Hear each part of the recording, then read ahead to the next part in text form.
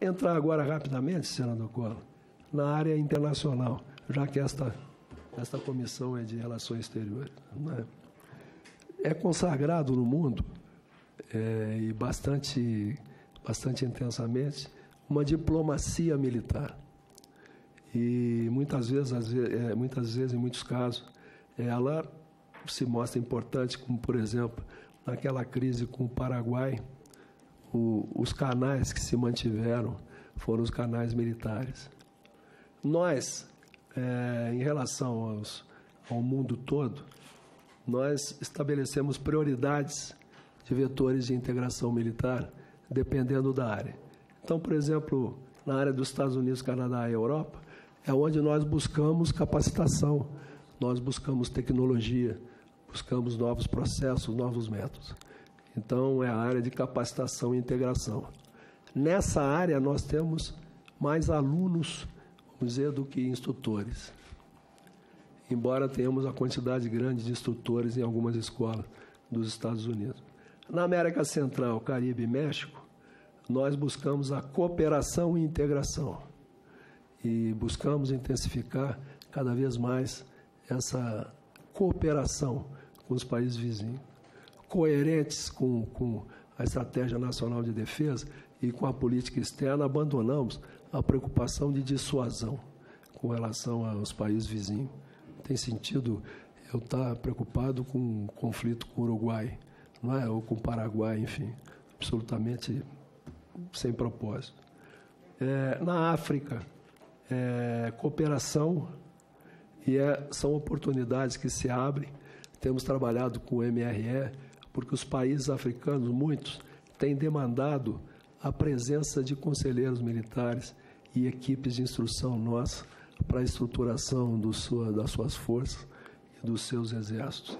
É um espaço que se abre, importante para ser ocupado, porque a China o está fazendo, né, de forma bem intensa. Né? A China, para garantir o seu acesso aos recursos naturais, trata de oferecer muitas vantagens, inclusive na área militar. No restante do mundo, lá, o Oriente Médio, o Oriente Remoto, Leste Asiático, Oceania, busca de novas oportunidades. É uma relação não muito intensa, até porque muito dispendiosa. Próximo. Nós temos adidos militares em vários países do mundo. As três forças têm, né? São 53 adidâncias. E eu quero fazer justiça ao Itamaraty. Eu fui adido militar na China em 92 a 94.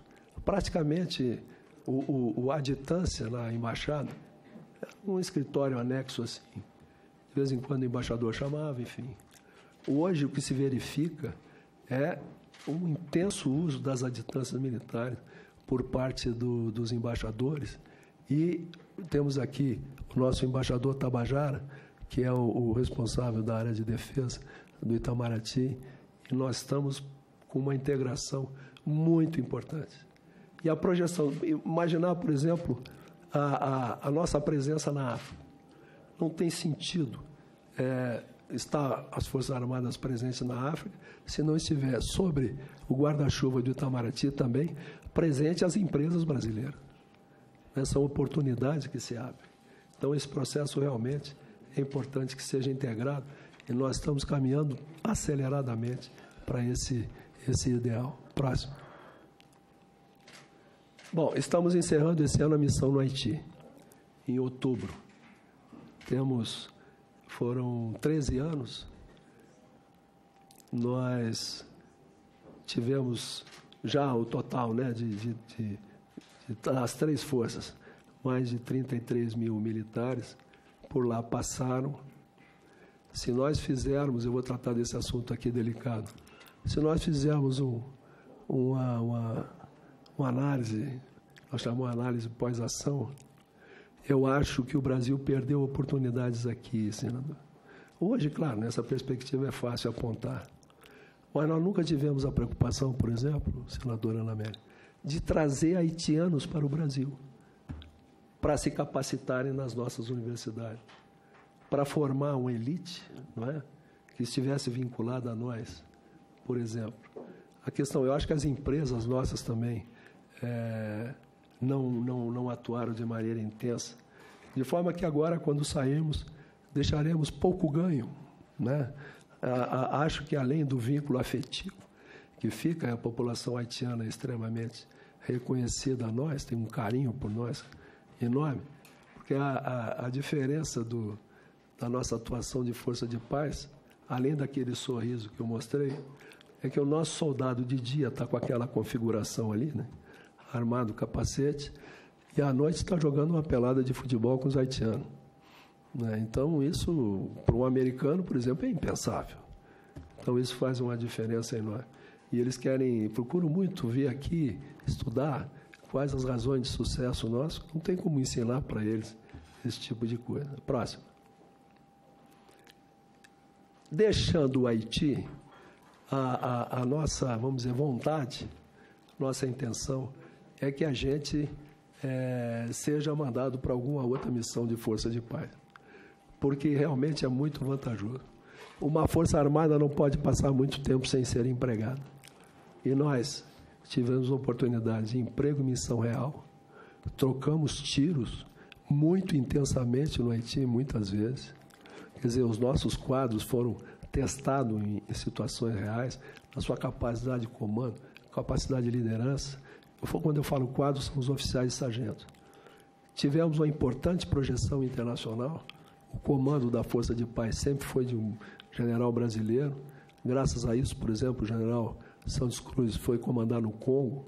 Enfim, temos uma importante presença na ONU, lá no Departamento de Força de Paz, com oficiais brasileiros. Integração com outros exércitos, aperfeiçoamento do sistema de logística em operações e outros sistemas também, aquisição de novos meios. Evoluímos muito a nossa doutrina.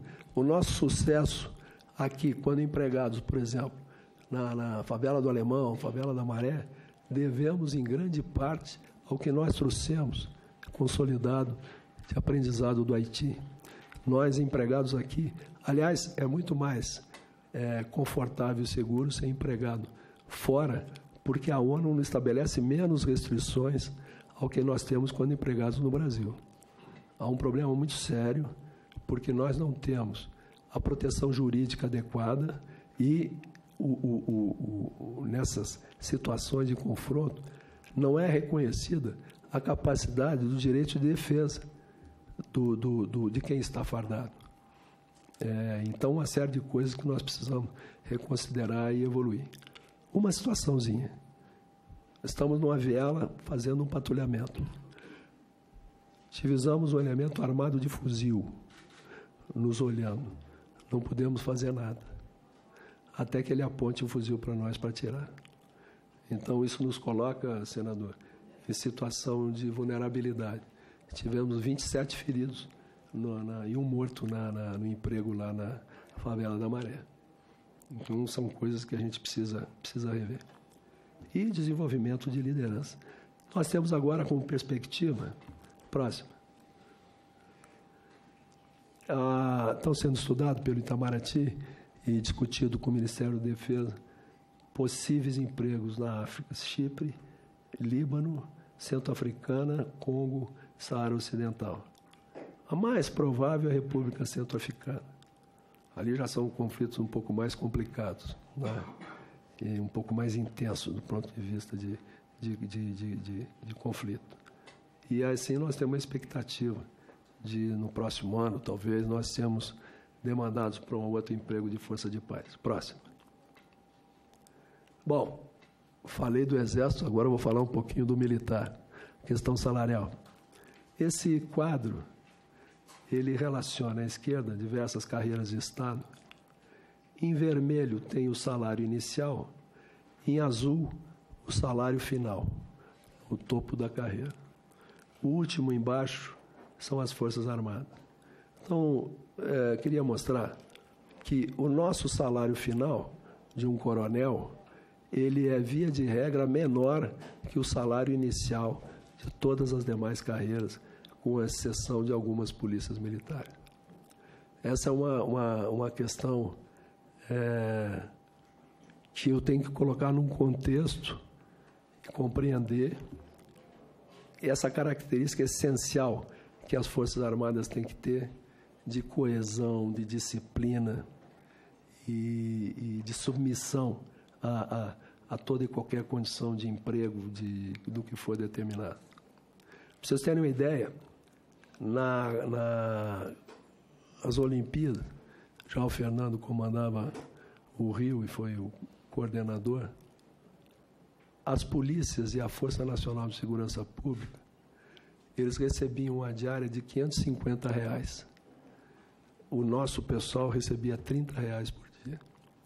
E aqui já remete, senador, para a Previdência.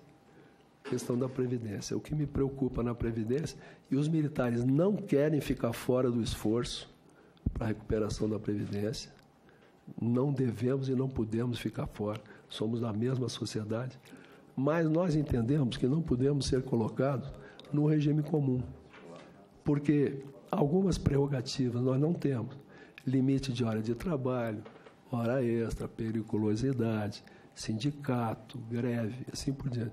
Vamos imaginar a tripulação de um navio que faz uma travessia daqui para o Líbano. Como eu vou condicionar 8 horas de trabalho por dia? Né? O general Fernando, com a tropa dele, passaram 2 meses, 24 por 24. Então, essas características das instituições militares, elas têm que ser observadas. Caso contrário, o Estado deixará de contar com uma ferramenta para emprego em qualquer situação, em qualquer lugar, com qualquer tempo, né, e com o tempo que for necessário. Então, esses aspectos que eu peço que sejam considerados. Próximo, acho que essa é a última. Transparência, eu passei do tempo, lhe peço muitas desculpas. Senador, eu sei que o senhor é rigoroso, parece militar, é rigoroso com o horário, né? Mas eu agradeço a presença e a atenção dos senhores senadores num período tão intenso de atividade, os senhores se disporem a acompanhar a minha apresentação. E desde já, coloco inteiramente à disposição no comando do Exército para transmitir informações e para, nas suas áreas, né, nas áreas eleitorais do senhor, precisar de algum apoio, alguma ajuda, nós estamos inteiramente à disposição. Muito obrigado a todos. Grato ao comandante do Exército, general Vilas Boas, pela sua explanação. Como primeiro senador inscrito para se dirigir ao nosso convidado de hoje, Sua Excelência o senador Roberto Requião. Em seguida, a senadora Ana Amélia e em seguida, o senador Lazier. Eu tenho medo do senador Roberto Requião, porque ele diz que é um excelente atirador.